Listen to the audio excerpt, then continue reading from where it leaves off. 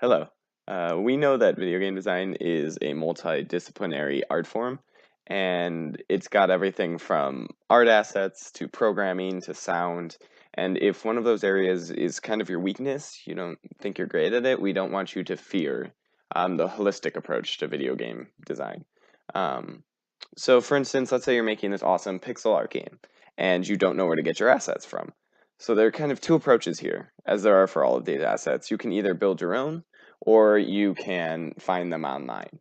So Pixel is this fun little web editor that allows you to create kind of your own pixel art creations, and it's remarkably easy. So I have absolutely no skill whatsoever in pixel art, but if I'm trying to make like some sort of sword here, I don't know, it's got this cool ability to kind of create vertical symmetry.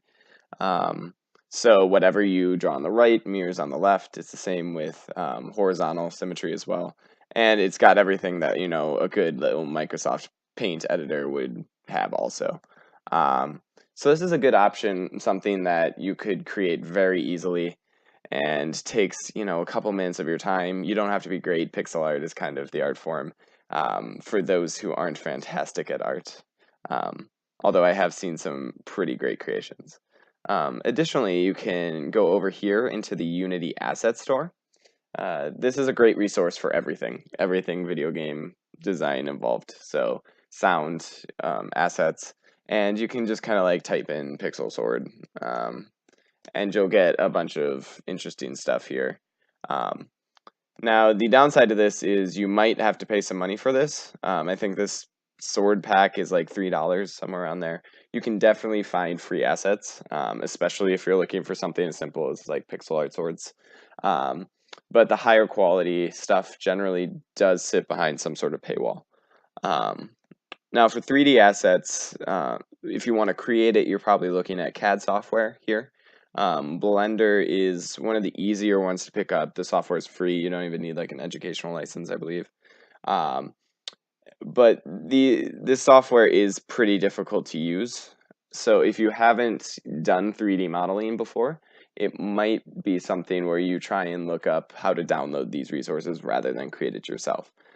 If you want to just create your main character so that you can have a unique flair to your game, we'd be happy to help you there. But this software is sort of intimidating.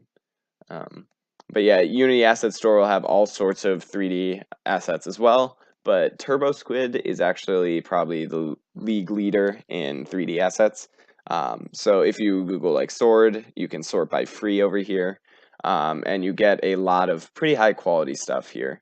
You do have to look into the kind of file formats that you're going to be downloading online. So this sword, for instance, only has 3ds Max, so you might have to download it with 3ds Max, then export it to a file that Unity can interpret. Although I believe Unity is pretty good at interpreting 3D file systems. Um, Perfect. So music's another aspect that is often overlooked until you create your first video game and there's no soundtrack and you realize that it's just missing something. In terms of downloading music, the classic links are still available, your YouTubes, your SoundClouds. Just make sure it's royalty free because we do plan on uploading some of this stuff. We plan on uploading the final game at the end of the quarter, and we don't want it to get taken down from royalty issues. Um, so yeah, there's some pretty intense stuff available. There are also cool little links called Tone Matrix here. Unfortunately, it doesn't work with the capture system I'm using, so you can't see me create a sweet beat. But if you want to check it out yourself, it's got kind of this dreamy feel to it. It would be great for kind of like Wii menu music kind of stuff. Um, but music isn't the only type of audio in games. You also have just things like sound effects. And freesound.org is a great way to get this stuff. So if you're, trying to figure out what it sounds like when somebody gets stabbed, yeah, they've got you covered here. Um, Now, another way to do this kind of stuff is actually generally how audio professionals do it in the real world, in movie making and video games, is just kind of create your own little laboratory. So you take two metal objects, hit them together, record the sound, and keep doing that until you get something that sounds like two swords hitting each other. And it might not sound as good as stuff that you can find online. It might sound better, but I think it's really fun to just kind of create your own sound effects. So it could be something you want to explore. Um, yeah. And so finally, I wanted to talk about kind of just the two different sides of either downloading or creating your own assets. So the first and most obvious thing is that creating your own assets is going to take time. It is time that you take away generally from creating scripts, from shoring up certain bugs in your code, even creating new features.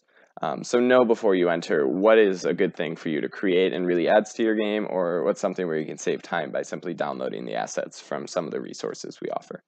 Um, now, for the positive side, it does really add this kind of unique flair to your game. So if you're creating some vampire game where they're all wearing like disco clothes from the 70s, you're not going to find that online. That's something you can't download.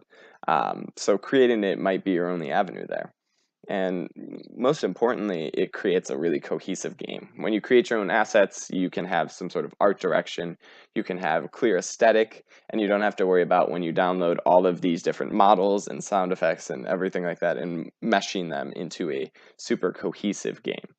Um, so one example of this is like if you find this sweet Viking polygon kind of low poly set. Um, and you want to give your Viking an axe. All good Vikings need an axe. So you go into the Unity Asset Store, you download a 3D model for an axe, and it's the, you know, high realism 4K texture axe pack, and you put in your game, and it just looks super silly. It looks like it sticks out like a sore thumb. So what you end up doing is instead of just scrapping this axe altogether, maybe you like its shape or something, you can then essentially apply some visual distortion to it. This is something we'll talk about more week 5 in things called shaders. But here, for instance, let's say you go into your 3D modeling software and you maybe reduce a bunch of the vertexes, and you go into Photoshop and you take the texture and you recolor it a little bit so it looks more cartoony and it fits in with your game a little bit better. So taking asset packs and editing them in a slight way is kind of the middle ground between creating your own assets and downloading them. One of the examples of this we liked from last year was one of the groups had this kind of purple translucent wavy shader that they put on all of their towers before you placed them. And so this is something that I thought whenever you have a machine tower or like a Tesla tower or rocket tower, even if you downloaded these from all different places on the internet, um, once you apply this shader, it feels like it's some cohesive game because before you even place the tower, it's all got this same purple translucent shader that really ties everything together, and it makes it feel like these towers were designed for this game itself. Um, yeah. So if you guys have any questions about, what's our favorite way to get any sort of these resources, please feel free to email our list, post on Piazza, ask us individually. We've got nothing but time on our hands. So thank you.